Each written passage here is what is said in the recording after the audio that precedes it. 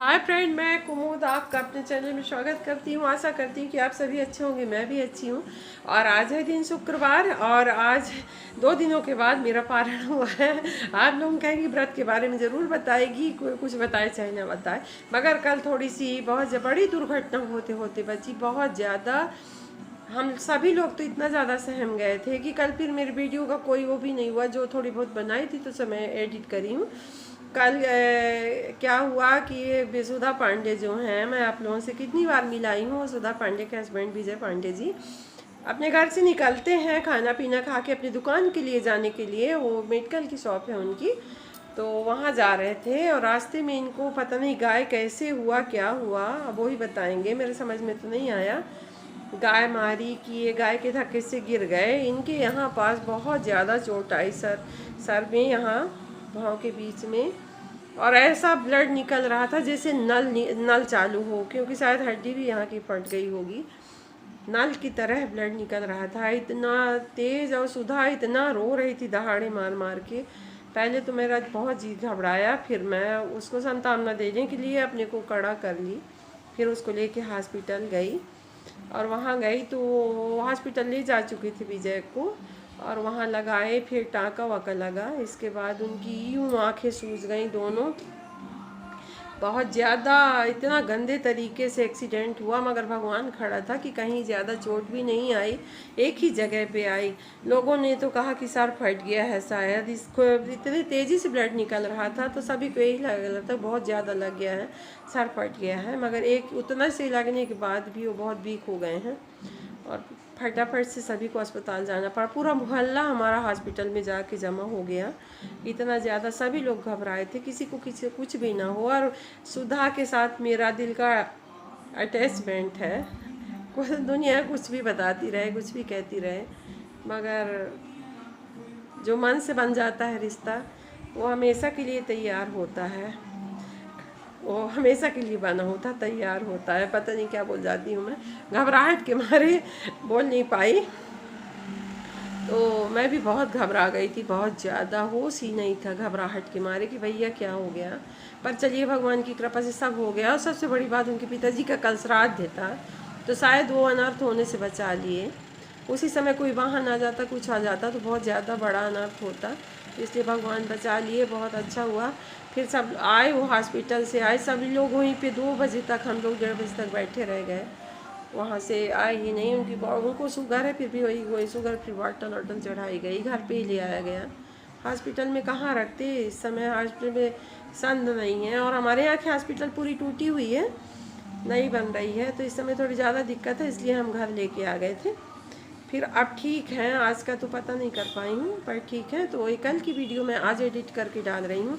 कल हिसाब ही नहीं मिला। कल सोची थी बहुत अच्छा मूड बनाई थी, बहुत अच्छा वीडियो बनाऊँगी, मगर उनके गिरने के बाद फिर मेरा कुछ करने का मन ही नहीं पड़ा, फिर सब बेकार हो गया। फिर मैं शाम को चली गई थी, मेरे परिवार से बहुत लोग तीर्थ यात्रा पे गए थे, कुछ नेपाल गए थे, कुछ बद्रीनाथ की यात्रा के लिए गए थे, तो उधर चली गई। उधर सबसे मिलना जुलना था। हमारे यहाँ तीर्थ से आने के बाद, ये सनातनी धर्म है हमेशा से कि जब तीर्थ से कोई आता है तो इंसान उससे मिलने जाता है, वो उसको भगवान के तुल्य माना जाता है कि वो वहाँ से आया है भगवान का स्पर्श करके, तो वो वही है, चाहे जो भगवान को स्पर्श करके आए। तो हमारे परिवार से बहुत लोग गए थे, तो इसलिए हम सभी वहाँ, मैं और मेरी नेहा चाची, हम सही नहीं तो सभी नहीं, तो सब लोग मिलने गए और मिलजुल के वहाँ से आए। तो वहाँ घर आई रात को। फिर कल गुरुवार था तो बहुत थक गई थी, और बच्चे बता चुकी हूँ बहुत तंग करते हैं, इसलिए मेरे को किचन में भी बहुत सारे काम कराने पड़ते हैं।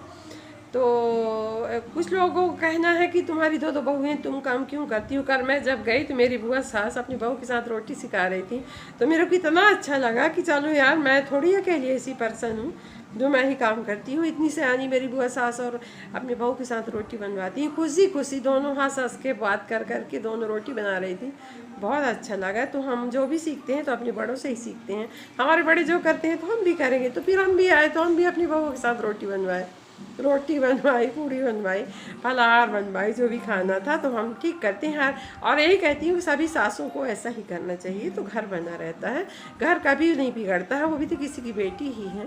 बेटी का बेटा रोएगा तो माँ हमेशा खाना बनाएगी, इसलिए सब बहू का भी बेटा रोता है तो माँ खाना बना लेती है, सास खाना बना लेती है। तो इसलिए ये कोई गलत बातें नहीं हैं, अच्छी बातें हैं। तो सभी कोई को यही करना चाहिए मेरे ख्याल से। और आगे फिर आप लोगों की मर्जी। तो चलिए आगे देखिए मेरे वीडियो में क्या क्या हुआ है, मैं क्या कहाँ कहाँ गई हूँ।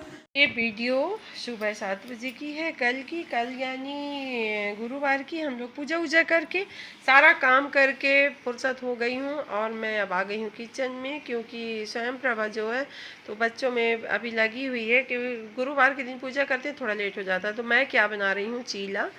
तो चीला बच्चों के लिए बहुत सेहतमंद होता है, इसमें तेल भी कम लगता है और बच्चे रोटी तो लेके जाते नहीं हैं। तो इसलिए मैं थोड़ी सी जुगाड़मेंट करके उनके सेहत के लिए बहुत अच्छी अच्छी चीज़ें बना के रखती हूँ, जिससे उनको फ़ायदा करे, उनके लिए फ़ायदेमंद हो। तो ये सारी चीज़ें मैं ग्रेट करके रखी हूँ। इसमें है शिमला मिर्च, टमाटर, लौकी, आलू और प्याज। तो इस समय खाते नहीं खाते, पितृपक्ष में एक दिन भी नहीं डाले हम। और इसमें हींग और धनिया पाउडर और सब तरह के, चारों तरह के आटे डाली हूँ और बिल्कुल 2-2 ड्रॉप तेल से मैं बनाई हूँ। मेरे से चीला बहुत अच्छे से पलट जाता है। और मतलब यही सादे तवे पे बनाई हूँ, लोहे के, कोई नॉन स्टिक पे नहीं बनाई हूँ। जितना हो सकता है मैं बच्चों की सेहत के लिए बहुत ज़्यादा ध्यान रखती हूँ, क्योंकि आजकल के ज़माने का खान पान जो है बहुत गंदा है। इसलिए मैं जो भी करती हूँ तो उनके सेहत के हिसाब से करती हूँ। और ऐसा बहुओं को भी अपने सिखाती हूँ, बेटी को भी सिखाती हूँ कि ये सब ताम झाम छोड़ के बच्चों की सेहत की ओर ध्यान दिया जाए। और बच्चे सब्जी तो खाते नहीं हैं, सब्जी भी खाना उनको पसंद नहीं होता, इसलिए हम सब कुछ डाल के एक चीला के तैयार कर देते हैं। ये चीला बहुत ही फ़ायदेमंद होता है, तो आप अपने बच्चों को दीजिए। सीजन में अभी अब चुकंदर भी डाल दें, गाजर भी डाल दें, गोभी भी डाल दें, आपको जो कुछ भी पसंद हो तो सब कुछ डाल के और आप चीला बना सकते हैं। और इतना स्वादिष्ट होता है, सेहतमंद होता है, बच्चे इसको सूखा भी खाना पसंद करते हैं। तो मैं इसमें थोड़ा सा डाल देती हूँ इनके टिफ़िन में टमाटर का सॉस, ज़रा सा, ज़्यादा वो भी नहीं, वो भी नुकसानदायक है। और इस साल के सीज़न में मैं अपने हाथ का टमाटर सॉस बना के रखूँगी, जो बच्चों को भरपूर खिलाऊँगी।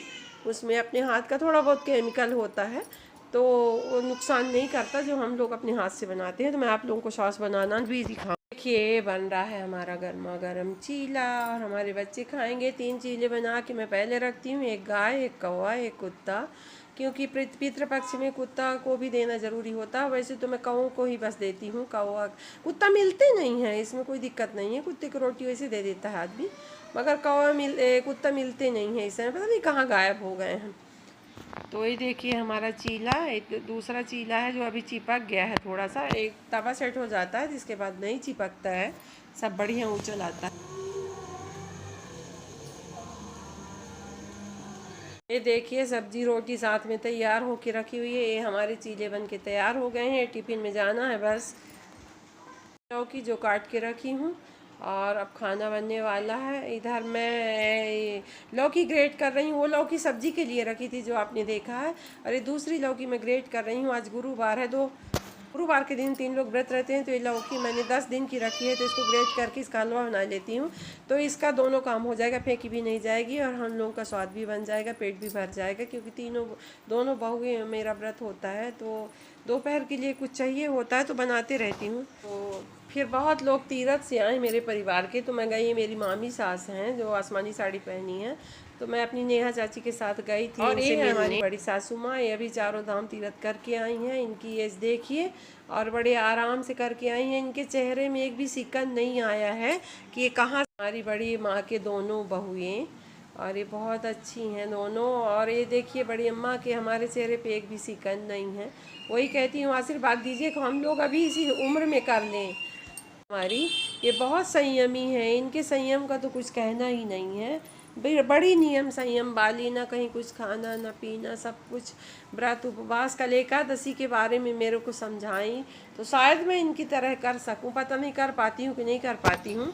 ये कितने सालों तक एक बार एकादशी के एक दिन पहले खाती हैं। एकादशी को निर्जल करती थी, द्वादशी को भी पारण करती थी, तो एक बार करती हैं थी। बताइए, इतने उम्र में कोई निर्जल व्रत रह सकता? हम तीजा भी नहीं कर सकते, रोज रोज का नहीं होता आना जाना। तो मैं अपने राजा बुआ के घर गई थी, इनकी बेटी को बेटा हुआ था मिनी को, तो उनको तो उसको देखने नहीं गई थी। तो मैं सोची कि इधर देख भी लूँगी, और मामा ससुर मेरे एक बीमार थे तो उनको भी देखना था, तो ये सारी जगह गई थी। और यहाँ नाश्ता पानी। वीडियो को एंड करने वाली हूँ। तो मेरी वीडियो पसंद आए तो लाइक करें, शेयर करें, सब्सक्राइब करें, कमेंट्स करना ना भूलें।